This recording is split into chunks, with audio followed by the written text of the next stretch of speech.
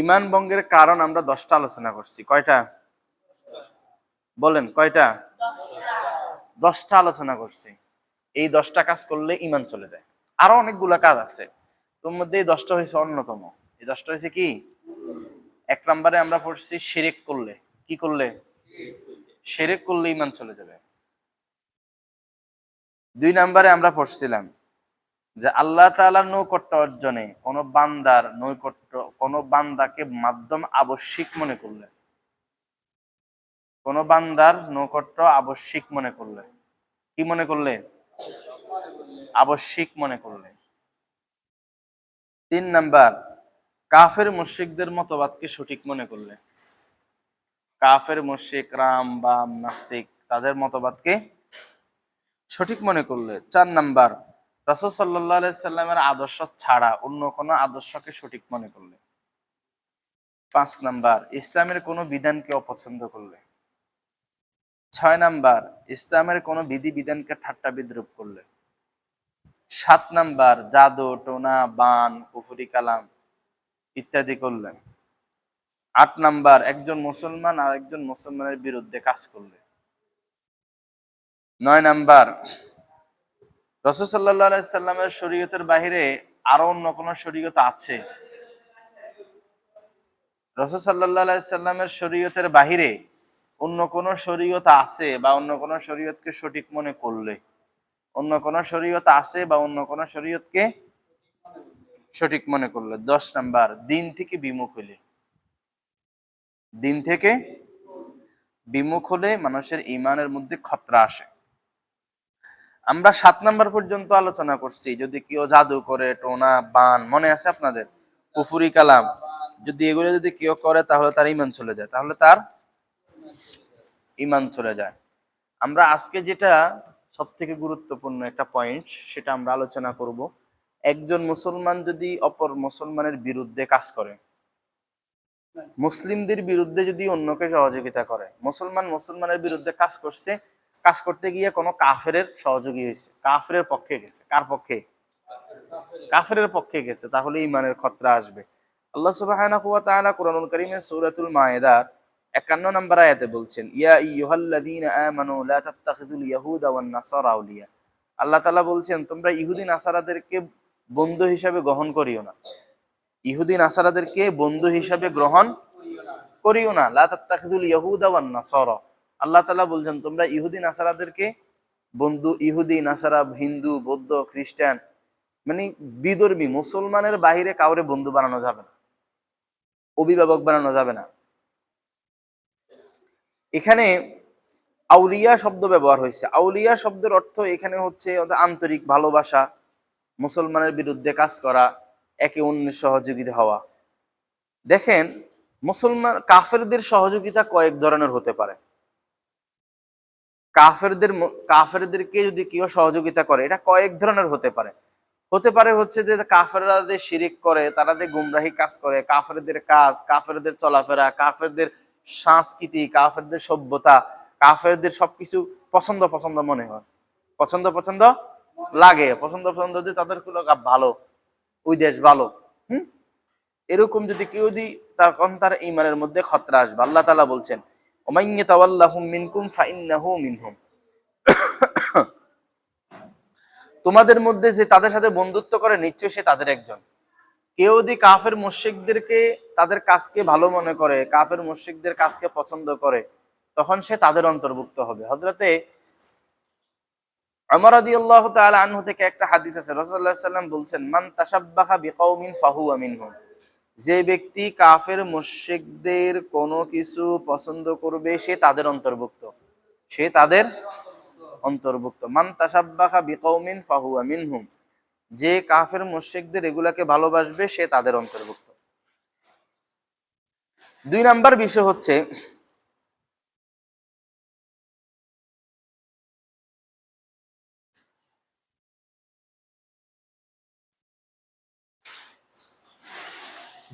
বাধ্য বাধ্য, মানে কাফের মুশরিকদের কোনো বিষয়ে সহযোগিতা করা কি?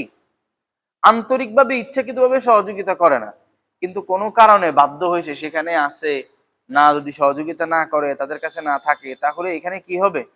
বাধ্য বাধ্য হয়ে তাদেরকে করে। এখানে দুইটা বিষয়, যে বিষয় হচ্ছে যে সেখান থেকে তার চলে যাওয়ার সুযোগ আছে, তাহলে সে চলে যেতে হবে, কিন্তু সে চলে যায় না, সেখানে থেকে যায়, তাহলে সে গুনাহগার হবে। যদি সুযোগ হয় সেখান থেকে চলে যাবে, সুযোগ হলে সেখান থেকে চলে হিজরত করবে, কি করবে? হিজরত করে অন্য জায়গায় চলে যাবে, হিজরত করে অন্য জায়গায় চলে যাবে।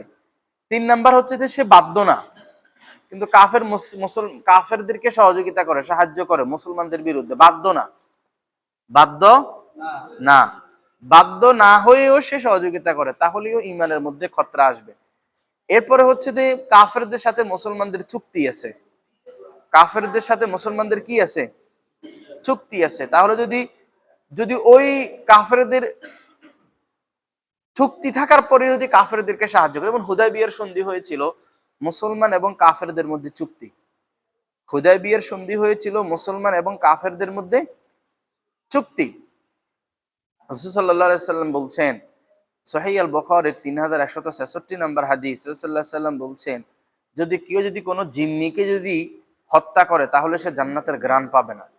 এটা মানে হচ্ছে মুসলমান কাফেরদের মধ্যে চুক্তি আছে, হুদায়বিয়া সন্ধি হয়েছিল, চুক্তি হওয়ার পরে তাহলে চুক্তির মধ্যে যদি কেউ যদি কাউকে অ্যাটাক করে, অ্যাটাকের মধ্যে হত্যা করা যাবে না। মুসলমান যদি কাউকে অ্যাটাক করে বা যদি তাকে যদি আটকায়, এই অবস্থা তাকে কি করা যাবে না? হত্যা করা যাবে না। এরপরে আসেন কাফেরদের সাথে গভীর বন্ধুত্ব, কাফেরদের সাথে গভীর বন্ধুত্ব, বন্ধুত্ব হইছে, এটা হইছে, তাকে দ্বীনের দাওয়াত দিবে, দ্বীনি কাজে সহযোগিতা করবে, কিন্তু মুসলমানের বিরুদ্ধে কাজ করা যাবে না। সবকিছুর মূল হয়েছে যে একজন মুসলমান অপর মুসলমানের বিরুদ্ধে কাজ করবে না, একজন মুসলমান অপর মুসলমানের বিরুদ্ধে। সোজা একটা হিসাব ধরেন, এখন সারা বিশ্বে মুসলমান এবং কাফেরদের মধ্যে একটা বিশ্বযুদ্ধের মতো চলছে। অনেক মুসলমান রাষ্ট্র আছে, অনেক মুসলমান রাষ্ট্র আছে, রাষ্ট্রপ্রধান আছে, যে যারা অনেকেই আছে সামনে আসতেছে না, কিন্তু ইসরায়েলের বিরুদ্ধে, কাফেরদের বিরুদ্ধে আছে। আবার অনেকে আছে সামনে আসে না, কিন্তু ভিতর ভিতরে ইসরায়েলের পক্ষে, ভিতরে ভিতরে কাজের পক্ষে, মানে ইহুদিদের পক্ষে, ইহুদিদের পক্ষে। এদের ভিতর ভিতর ইহুদিদের পক্ষে। এটা শুধু যুদ্ধের সময় না, যে কোনো সময় যদি কোনো মুসলমান যদি ইহুদিদের পক্ষ থাকে, মানে মুসলমানের বিপরীতে যদি কারো পক্ষ থাকে, তখন তার ইমান নিয়ে প্রশ্ন থাকবে, তখন তার ইমান নিয়ে কি থাকবে? যদি কেউ প্রকাশ্যে হোক আর ভিতর ভিতর হোক, প্রকাশ্যে হোক আর ভিতর ভিতরে হোক, যদি কেউ মুসলমানের বিরুদ্ধে গিয়ে কাজ করে, তখন তার ইমান নিয়ে প্রশ্ন আসবে, তখন তার ইমান নিয়ে কি আসবে?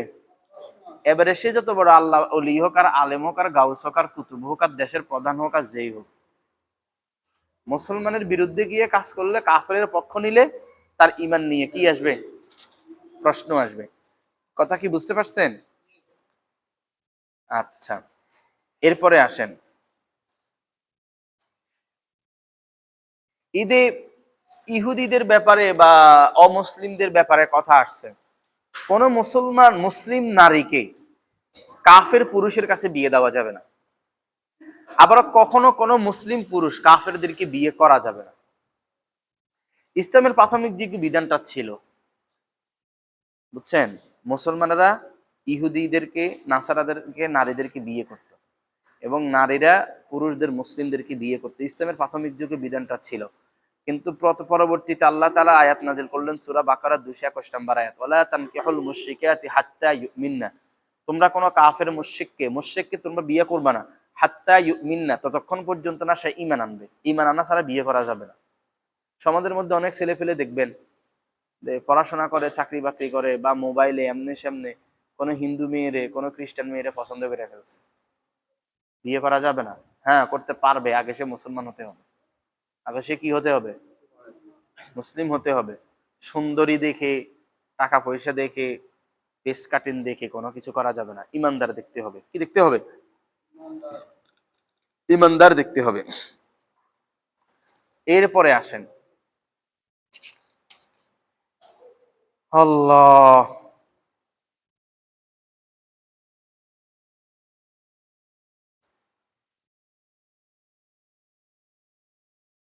কুরআনুল কারীমের একটা আয়াত আছে সূরাতুল মায়েদার 5 নম্বর আয়াত, আল ইয়াউমা উহিল্লা লাকুমুত তাইয়্যিবাত ওয়া তুআমুল লাযীনা উতুল কিতাবা হিল্লুল লাকুম ওয়া তুআমুকুম হিল্লুল লাকুম ওয়াল মুহসানাতু মিনাল মুমিনাতি ওয়াল মুহসানাতু মিনাল লাযীনা উতুল কিতাবা মিন ক্বাবলিকুম।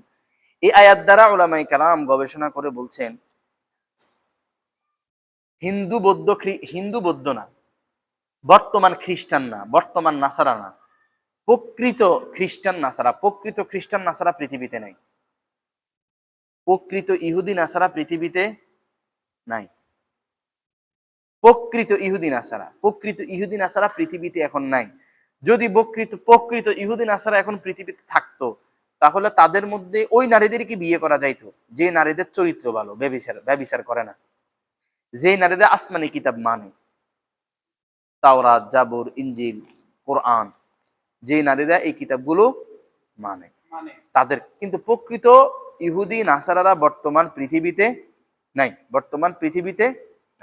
দেখেন, আমরা বলেছিলাম কাফের মুশরিকদের সাথে, হিন্দু, বৌদ্ধ, খ্রিস্টান কাফের মুশরিকদের সাথে বন্ধুত্ব করা যাবে না, মুসলমানের বিরুদ্ধে গিয়ে সহযোগিতা করা যাবে। তাদের সাথে কি ব্যবসা বাণিজ্য করা যাবে? হ্যাঁ, ব্যবসা বাণিজ্য আলাদা জিনিস, ব্যবসা বাণিজ্য করা যাবে, হালাল ব্যবসা, হারাম ব্যবসা না।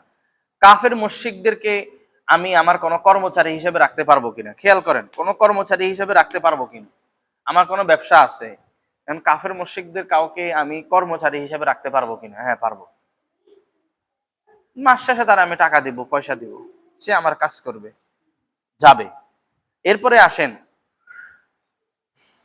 খুব খেয়াল করতে হবে, অনেক ভাই আছে যে নতুন করে ইসলাম গ্রহণ করছে কিন্তু তার মা বাবা কাফের, এরকম আছে না? মুসলিম, মা বাবা কাফের, মা বাবা মুসলমান হয়ে গেছে, সন্তান কাফের, তারা কি করবে? হ্যাঁ, তার 1 নম্বর বিষয় হচ্ছে যে মা বাবাকে দ্বীনের দাওয়াত দিবে। মা বাবার সাথে খারাপ আচরণ করা যাবে না, মা বাবা কাফের হোক আর যাই হোক, মা বাবার সাথে খারাপ আচরণ করা যাবে না। মা বাবা হিন্দু হোক, বৌদ্ধ হোক, খ্রিস্টান হোক, ইহুদি হোক, নাসারা হোক, মা বাবার সাথে খারাপ আচরণ করা যাবে না। মা বাবা না বুঝুক, মূর্খ হোক, হিন্দু, বৌদ্ধ, খ্রিস্টান, মা বাবা কাফের হলে তো খারাপ আচরণ করা যাবেই না। মুসলিম হলে তো প্রশ্নই আসে না। অনেক ভাই বুঝে না বুঝে মা বাবার সাথে খারাপ আচরণ করে, বাবাকে অনেক কষ্ট দেয়, মাকে অনেক কষ্ট দেয়। এই দেখেন, এমন ঈদ আসতেছে, ঈদে কত শপিং করবে, হাজার হাজার টাকা শপিং করবে, ছেলেরে করে দিবে, মেয়েরে করে দিবে, স্ত্রীরে করে দিবে। ওই শ্বশুর বাড়ির শালা, শালিকা, সম্বন্ধী, জ্যাঠো, শালার বউ, 14 গোষ্ঠী সবাইরে করে দিব, কিন্তু মা বাবার খবর নেই। মা বাবার সাথে খারাপ আচরণ করা যাবে না, মা বাবার সাথে খারাপ আচরণ করা যাবে না। এখন এখানে প্রশ্ন আসবে, আমরা এখানে যারা আছি অনেকের মা বাবা দুনিয়াতেই নেই, তাহলে কি করব? মা বাবা যদি দুনিয়াতে না থাকে, হ্যাঁ, মা বাবার জন্য দান সাদাকা করব, মা বাবার কবর জিয়ারত করব, মা বাবার জন্য কোরআন তেলাওয়াত করব, মা বাবার কবরে ইসালে সওয়াব করব, দান সাদাকা করব, গরিব দুঃখী অসহায়কে খাওয়াবো, এরপরে মা বাবার জন্য এতিম মিসকিনকে দিব, তারপরে কবর জিয়ারত করব, আল্লাহর কাছে চোখের পানি ছেড়ে কান্নাকাটি করব।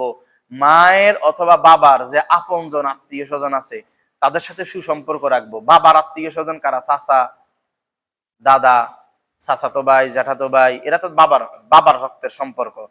মায়ের রক্তের সম্পর্ক নানার বাড়ি, খালার বাড়ি, মায়ের, তারপরে মামারা, খালারা, মানে মায়ের দিক থেকে দাদা, বাবার দিক থেকে চাচারা, জ্যাঠারা, ফুফিরা, এদের সাথে সম্পর্ক ভালো রাখতে হবে, এদের সাথে সুন্দর আচরণ করতে হবে, এদের সাথে ভালো আচরণ করতে হবে। তাহলে মা বাবা কবরে থেকেও আল্লাহ তাআলার দরবারে কিছু না কিছু স্বস্তি পাওয়া যাবে। কথা কি বুঝতে পারছেন? মা বাবার কবর জিয়ারত করতে হবে।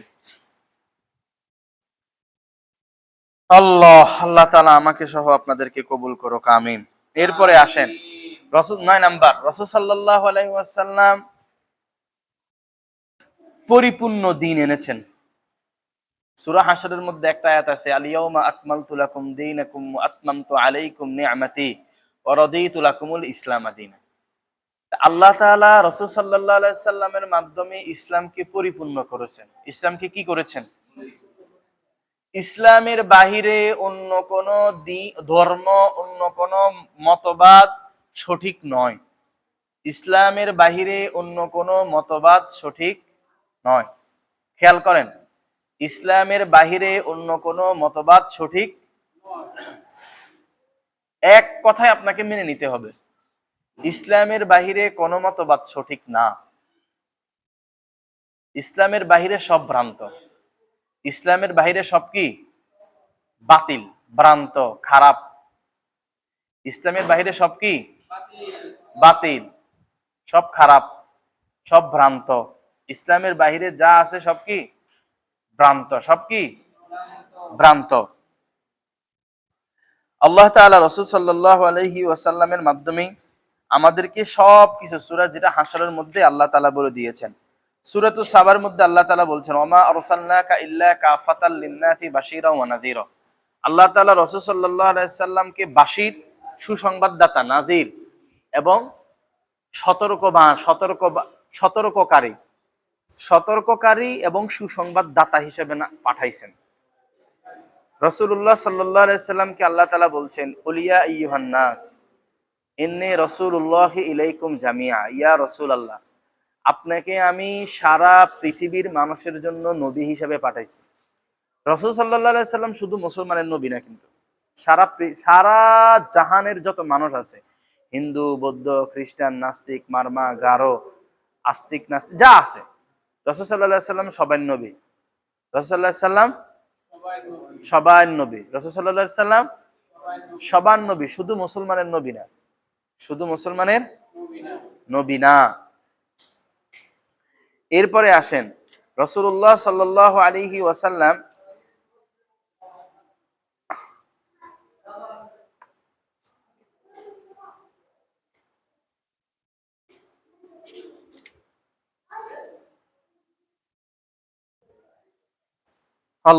রাসূলুল্লাহ সাল্লাল্লাহু আলাইহি ওয়াসাল্লাম উনি আসার পরে পৃথিবীতে অন্য কোন নবী, অন্য কোন দ্বীনের অন্য কোন বিধি বিধান চলবে না, অন্য কোন বিধি বিধান আবশ্যিক নয়। যদি সহজ করে আপনাদেরকে একটু বলি তাহলে বুঝবেন। দেখেন, বর্তমানে বাংলাদেশের সরকার গঠন করেছে বিএনপি সরকার, আগে ছিলেন আওয়ামী লীগ সরকার। আওয়ামী লীগ সরকারের নীতি নির্ধারণ ইত্যাদি যা ছিল তখন তাদের আমলে সঠিক ছিল, কিন্তু বর্তমানে এসে এগুলা কিছু চলবে না, এগুলা কিছু চলবে না, এগুলা কিছু চলবে না। হান্নান ভাই মাইকের সুইচটা দেন, মাইকটা দেন। যদিও এগুলা সঠিক ছিল, কিন্তু বর্তমানে এগুলা কোনো কিছু কার্যকর নয়, এগুলা কোনো কিছু কি নয়, কার্যকর নয়, কিন্তু এগুলা সঠিক ছিল। এগুলা কি ছিল? সঠিক ছিল। ঠিক একইভাবে মুহাম্মাদুর রাসূলুল্লাহ সাল্লাল্লাহু আলাইহি ওয়াসাল্লাম পৃথিবীতে আসার আগে যত নবী রাসূল পৃথিবীতে আসছে, সকল নবী রাসূলের আনীত বিধানগুলো সঠিক, কিন্তু মুহাম্মদ সাল্লাল্লাহু আলাইহি সাল্লাম পৃথিবীতে আসার পরে এগুলা সব স্থগিত। এগুলা সব কি স্থগিত। মুহাম্মদ সাল্লাল্লাহু আলাইহি ওয়াসাল্লাম পৃথিবীতে আসার সাথে সাথে আগে যত নবী রাসূল ছিলেন সকল নবী রাসূলদের বিধানগুলো সবগুলো স্থগিত। সবগুলা কি স্থগিত। মুহাম্মদ সাল্লাল্লাহু আলাইহি সাল্লাম আসার পরে এগুলা সবগুলো, এবারে মুহাম্মদ সাল্লাল্লাহু আলাইহি সাল্লামের সকল বিধান চলমান। সকল বিধান কি চলমান। আগে যত নবী রাসূল পৃথিবীতে ছিলেন সকল নবী রাসূল সঠিক, কিন্তু সঠিক হওয়ার পরেও মুহাম্মদ সাল্লাল্লাহু আলাইহি সাল্লাম আসার পরেই তাদের সকল কিছু স্থগিত করে দিয়েছেন আল্লাহ তাআলা। সকল কিছু কি করে দিয়েছেন? স্থগিত করে দিয়েছেন। হযরতে ঈসা আলা নবিয়িনা আলাইহিস সালাম উনি কিয়ামতের আগে আসবেন, তবে আসবেন যে উনি নবী হিসেবে আসবে না, মুহাম্মদ সাল্লাল্লাহু আলাইহি ওয়াসাল্লামের উম্মত হিসেবে আসবেন। পৃথিবীতে সব নবী রাসূলরা মারা গেছেন, শুধু ঈসা আলাইহিস সালাম মারা যায় না, উনি এখনো জীবিত আছেন। আল্লাহ তাআলা ওনাকে জীবিত অবস্থায় আসমানে তুলে নিচ্ছেন। উনি কিয়ামতের আগে আবার পৃথিবীতে আসবেন মুহাম্মদ সাল্লাল্লাহু আলাইহি সাল্লামের উম্মত হিসেবে। মুহাম্মদ সাল্লাল্লাহু আলাইহি সাল্লামের উম্মত হিসেবে উনি আবার আসবেন মিশরে। আসবেন।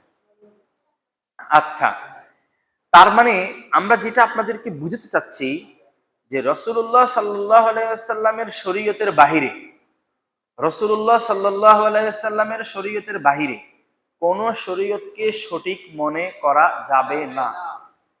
রাসূল সাল্লাল্লাহু আলাইহি ওয়াসাল্লামের দ্বীনের বাহিরে অন্য কোন দ্বীনি ব্যবস্থাকে সঠিক মনে করা যাবে না। আমরা অনেকেই হাস্য উজ্জ্বলে কথার ছলে অনেকে বলে ফেলি যে ইউরোপে অমুক দেশে তাদের এই নিয়মটা ভালো, তারা আমাদের থেকে ভালো চলে, আমরা মুসলমানেরা কিভাবে চলি, তারা আমাদের থেকে ভালো। এরকম কোনো কথা বলা যাবে না, এরকম কোনো কথা বলা যাবে। আমি মুসলমান হওয়ার পরে মুসলমান হিসাবে যদি আমি কোনো বিষয় না মানি, সেটা আমার ব্যক্তিগত অপরাধ। এটার জন্য আমার দ্বীনের ইসলামের কোনো বিষয় নয়, ইসলামের কোনো ত্রুটি নয়, এটা আমার ত্রুটি, এটা আমার ত্রুটি, এটা আমার ব্যক্তি ত্রুটি, এটা ইসলামের ত্রুটি না। আমি যদি ইসলামের কোনো বিধিবিধান মানতে না পারি, সেটা আমার ত্রুটি, এটা ইসলামের ত্রুটি না। প্রিয় ভাই আমার, এই জন্য ইসলামী শরীয়তের সকল বিধান আমি মানতে পারি আর না পারি, এটা সঠিক।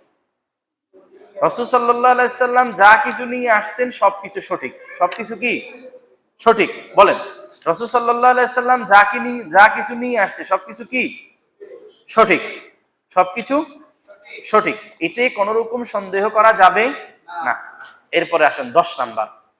ঈমান ভঙ্গের অনেকগুলো কারণের মধ্যে আমরা 10টা কারণ আমরা শিখতেছি। 10টা কারণের মধ্যে 9 পর্যন্ত আমরা শিখে ফেলছি। 10 নাম্বার হচ্ছে, খেয়াল রাখবেন, পৃথিবীতে যত মুসলমান আছে, যত মানুষ আছে, যত ঈমানদার আছে, প্রত্যেক ঈমানদার ব্যক্তি দ্বীন শেখা ফরজ। দ্বীন শিখা, যদি এমন হয় যে হুজুর আমি তো জানি না, জানি নার মধ্যে বললে ওই ব্যক্তি দায় মুক্ত হবে না। জানি না জানতে হবে, পারি না পারতে হবে, জানি না জানতে হবে, পারি না পারতে হবে। এখন কথা হচ্ছে যে আমি তো জানি না, আমি কি জানার জন্য চেষ্টা করছি? চেষ্টাও তো করি না। যদি কোনো ব্যক্তি, একটা হয়েছে আমি জানি না আমি পারি না, এটা একটা অপরাধ, এতে গুনাহ হবে, স্বাভাবিক গুনাহ হবে। কিন্তু দ্বীন শিখতে অনাগ্রহ, আরে ধর বাদ দেন তো, এটি শিখে কি করবো, হুজুরেরা তো বলবো, এগুলো শিখে কি করব, মানে বিরক্ত বোধ করা, অনাগ্রহ প্রকাশ করা, দ্বীন শিখতে অনাগ্রহ প্রকাশ করা। যদি কোনো ব্যক্তি দ্বীন শিখতে অনাগ্রহ প্রকাশ করে, তাহলে তার ঈমান নিয়ে প্রশ্ন আসবে, সে ঈমানদার কিনা এটা নিয়ে প্রশ্ন আসবে। কথা কি বুঝছেন? আমি সূরা ফাতিহা পারি না, আমি সূরা কারাত পারি না, দোয়া কালাম পারি না, আমি কিভাবে নামাজ পড়তে হয় এটা আমি পারি না, কিভাবে রুকু করতে হয় এটা আমি পারি না, কিভাবে সাজদা করতে হয় এটা আমি পারি না, কিভাবে মসজিদে প্রবেশ করতে হয় এটা আমি পারি না, কিভাবে মসজিদ থেকে বের হতে হয় এটা আমি পারি না, কিভাবে বাথরুমে যেতে হয়, বাথরুম থেকে বের হতে হয় আমি পারি না, কিভাবে ঘুমাইতে হয়, কিভাবে কি করতে হয় এটা আমি পারি না। এটা আমার দুর্বলতা, এটা আমাকে শিখতে হবে।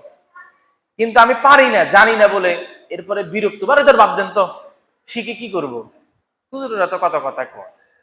বিরক্ত বোধ করা, কি করা, মানে অনাগ্রহ সৃষ্টি করা, অনীহা প্রকাশ করা। যদি কোনো ব্যক্তি অনীহা প্রকাশ করে, তাহলে তার ঈমান নিয়ে প্রশ্ন আসবে, তাহলে তার ঈমান নিয়ে প্রশ্ন আসবে। খুব খেয়াল করবেন। এই যে এখানে ছোট ছোট বাচ্চারা আছে না, যত মা বাবা আছে, প্রত্যেক মা বাবা ছোট ছোট বাচ্চাদেরকে 7 বছর থেকে দ্বীন শিখাতে হবে। কয় বছর থেকে? 7 বছর থেকে দ্বীন শিক্ষা দিতে হবে, নামাজ শিক্ষা দিতে হবে, রোজা শিক্ষা দিতে হবে, দ্বীন শিক্ষা দিতে হবে, দ্বীন পালনে অভ্যস্ত করতে হবে। কয় বছর থেকে? মুরু আওলাদাকুম সাবআ সিনিন। রাসূল সাল্লাল্লাহু আলাইহি সাল্লাম বলছেন, তোমাদের সন্তানদের যখন 7 বছর থেকে তুমি দ্বীন শিক্ষা দাও। দ্বীন, খেয়াল করেন, এখানে 7 বছর থেকে মোল্লা বানাইতে বলে নাই, হুজুর বানাইতে বলে নাই, মুফতি মুহাদ্দিস হাফেজ মাওলানা গাউস কুতুব বানাতে বলে নাই, বলছে দ্বীন শিখানোর জন্য। কি শিখানোর জন্য? দ্বীন শিখানোর জন্য 7 বছর থেকে দ্বীন শিখাইতে বলছে।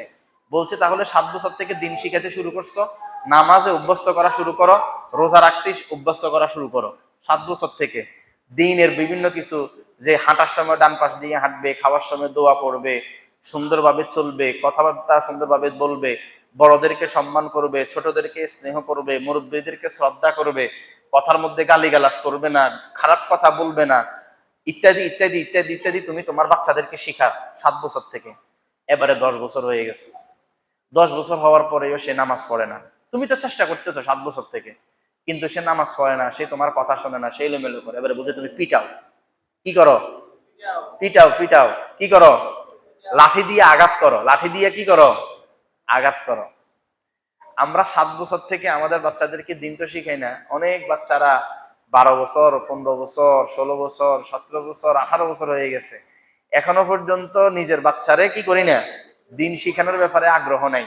ছোট মানুষ, বড় হইলে ঠিক হয়ে যাবে। হ্যাঁ, ছোট মানুষ আর কত? রাসূল সাল্লাল্লাহু আলাইহি সাল্লাম বলছেন 7 বছর থেকে শিখাও, আর আমার বাচ্চার 13 বছর 14 বছর হয়ে গেছে, আমি বলতেছি এখনো ছোট। তাহলে এতে আমি রাসূল সাল্লাল্লাহু আলাইহি সাল্লামের কথার বিরোধিতা করলাম। কি করলাম? বিরোধিতা করলাম। এটা করা যাবে না। এটা ছোট বাচ্চারা মায়েদের সাথে বাবার সাথে রাতে যাপন করে, করে না? করে না? 10 বছরের পর থেকে বাচ্চাদেরকে মা বাবার সাথে এক বিছানা রাখতে নিষেধ করছে।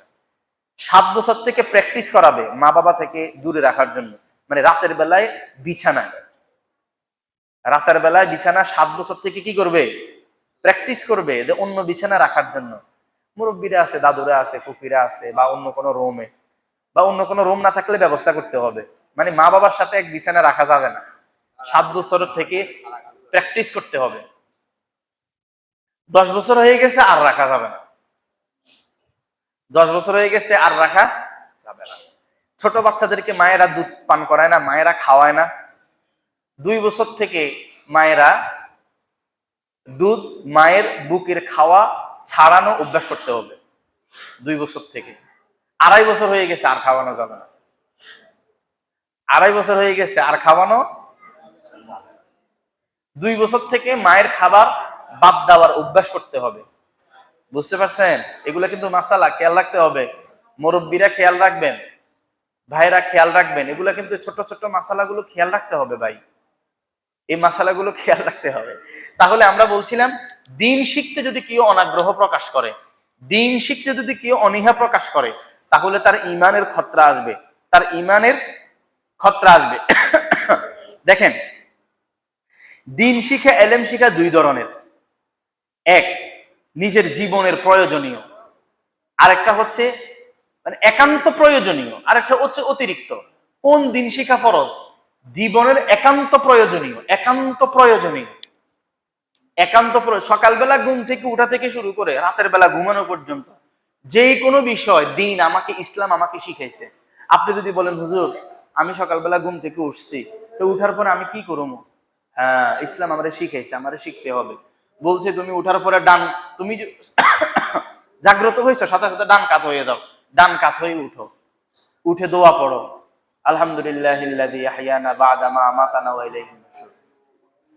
ঘুম থেকে উঠে দোয়া পড়ো, দোয়া পড়ার পরে এই দেখেন এই 2টা আঙ্গুল, বুড়ি আঙ্গুল, এই 2টা আঙ্গুল দিয়ে চোখ এভাবে ডলা। আমরা তো এমনি এমনি ডলি, এমনি এমনি ডলি না, এই 2 আঙ্গুল দেখছেন না, এই 2 আঙ্গুল দিয়ে এমনি এমনি ডলা সুন্নাত।